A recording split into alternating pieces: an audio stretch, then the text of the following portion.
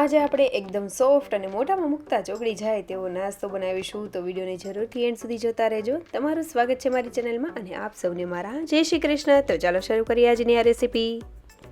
તો સૌથી પહેલાં આપણે 1 કપ જેટલા મેં રવો લીધેલો છે.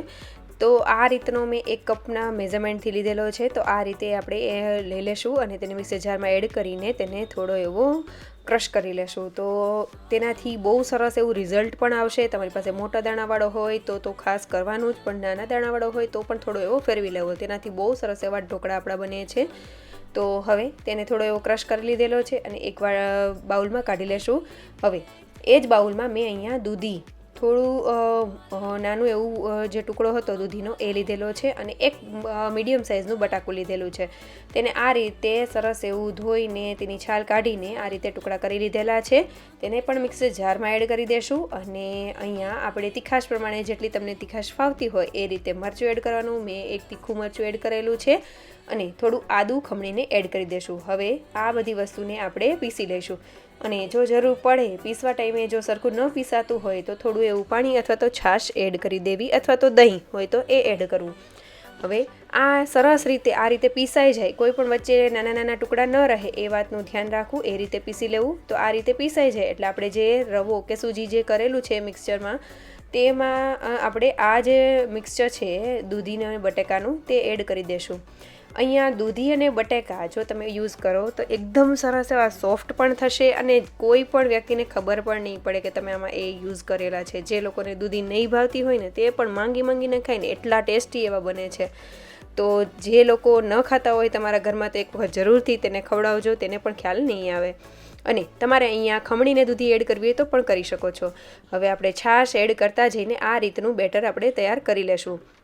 તેને 15 મિનિટ માટે આપણે રેસ્ટ આપી દેશું અને મેં બાકીની બધી છાશ જ એડ કરેલી છે. તો હવે 15 મિનિટ થઈ જાય એટલે આપણે બેટરને જોઈ લેશું.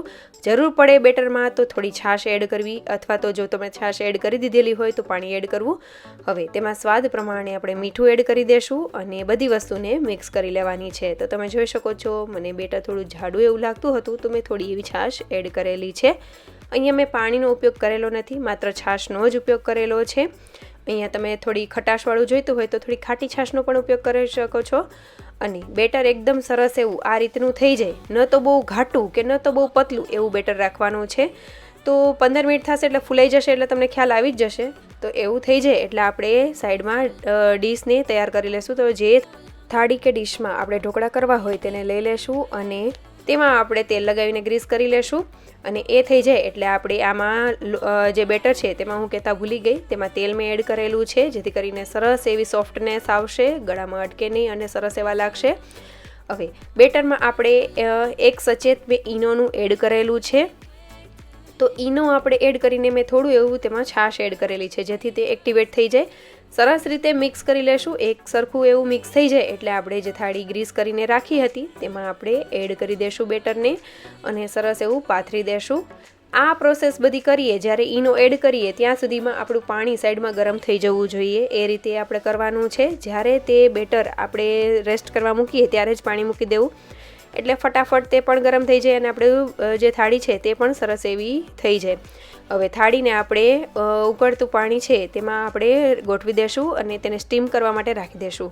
10થી 15 મિનિટ જેટલો ટાઈમ થશે ત્યાં સુધીમાં સરસ એવું સ્ટીમ થઈ જશે. તો 10થી 15 મિનિટ પછી આપણે ચેક કરી લેશું. સરસ એવું ઢોકળા આપણા તૈયાર થઈ ગયા છે. તમે જોઈ શકો છો અત્યારે તમને થોડું એવું ચિકાશ જેવું લાગતું હશે કારણ કે તેની વરાળ બની છે ને એટલા માટે એવું થાય છે, પણ અંદરથી કચાશ જરા પણ નથી. તો આ રીતે સરસ એવું થઈ જાય એટલે આપણે તેમાં તમે જોઈ શકો છો કે કેટલા પોચા એવા બન્યા છે, સરસ એવા જાળીદાર બને છે આ ઢોકળા અને ખાવાની ખૂબ જ મજા આવશે. જે લોકોને ખવડાવશો ને ખ્યાલ પણ નહીં આવે કે દૂધી અને બટાકાનો ઉપયોગ કરેલો છે. અને જે લોકોને દૂધી એ ભાવતી હોય છે તો તે લોકો દૂધીને બટાકાને ખમણીને પણ સાથે એડ કરી શકે છે. તો તેનો પણ ટેસ્ટ ખૂબ જ સરસ આવશે. હવે જ્યારે આપણી આ જો ઢોકળાની પ્લેટ છે તે ગરમ છે તે તેની ઉપર આપણે તેલ લગાવી દઈશું જેથી કરીને ઉપરની સ્કીન જે છે એ ઢોકળાની તે સુકાઈ ન જાય. હવે તેને કમ્પ્લીટલી ઠંડા થવા માટે રાખી દઈશું. ઠંડા થઈ જાય ત્યાર પછી જ આપણે તેને ડિમોલ્ડ કરીશું. તો સાઈડની કિનારીઓથી તેને છૂટું કરી લેશું અને ત્યારબાદ આપણે તેના કટ કરી લેશું. તો આ ઢોકળા બનાવવામાં બહુ જ સિમ્પલ છે, બાળકોના નાસ્તામાં પણ તમે આપી શકો છો, તમારે પણ જ્યારે એન્જોય કરવા હોય તો કરી શકો છો. બહુ ટેસ્ટી એવા લાગે છે, એક વખત જરૂરથી ટ્રાય કરજો. હવે આપણે તેને ઊભા અને આડા કટ કરીને સ્ક્વેર શેપ આપી દેશું. તો આ તમે જોઈ શકો છો કે જ્યારે કટ કરીએ ને ત્યારે જ કેટલા સોફ્ટ એવા લાગે છે. તમને જોતાં પણ ખ્યાલ આવી જાય એવા બન્યા છે, એકદમ સરસ એવા પોચા એવા બન્યા છે. અને આજે મેં આ ઢોકળાની સાથે લસણવાળી ચટણી બનાવી છે. તો તેમાં માત્ર લસણ ખાંડીને તેમાં લાલ મરચું આપણે એડ કરીને આ રીતે મિક્સ કરેલું છે. જે નોર્મલ આપણે ચટણી બનાવીએ એ રીતની જ બનાવેલી છે. તમે આ ઢોકળાને વઘારીને પણ ખાઈ શકો છો, આ રીતે જે હું તમને બતાવી રહી છું એ રીતે પણ ખાઈ શકો છો. દહીંની ચટણી લસણવાળી જો તમારે બનાવી હોય તો તે પણ તમે બનાવીને એન્જોય કરી શકો છો. અથવા તો પોળી મસાલો, જે મેં આગળ એક રેસીપી શેર કરેલી છે, પોળી મસાલો ગન પાવડર કહેવાય છે, તેનાથી વઘારીને તો બહુ જ સરસ એવા લાગે છે. મારી દીકરીને બહુ જ ભાવે છે. નાસ્તામાં હું એને બનાવી દઉં છું, બહુ ટેસ્ટી એવા લાગે છે. તો એ હર વખત ફિનિશ કરીને જ આવે છે ડબ્બો.